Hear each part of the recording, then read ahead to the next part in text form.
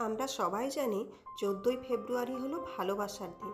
এই দিনে যে কেউ তার প্রিয়জনকে শুভেচ্ছা জানাতে পারে।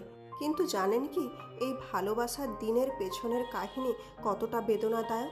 আসুন আজ সে কথাই জেনে নেওয়া যাক। সেন্ট ভ্যালেন্টাইন ছিলেন একজন রোমের ধর্মপ্রচারক, যিনি মানুষের মধ্যে সবসময় ভালোবাসা প্রচার করতেন।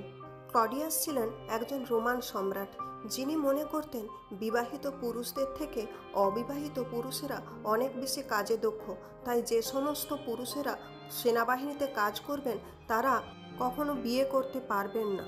অন্যদিকে সেন্ট ভ্যালেন্টাইন যেসব পুরুষেরা বিবাহ করতে চান তাদের গোপনে বিবাহের জন্য সাহায্য করতে থাকেন।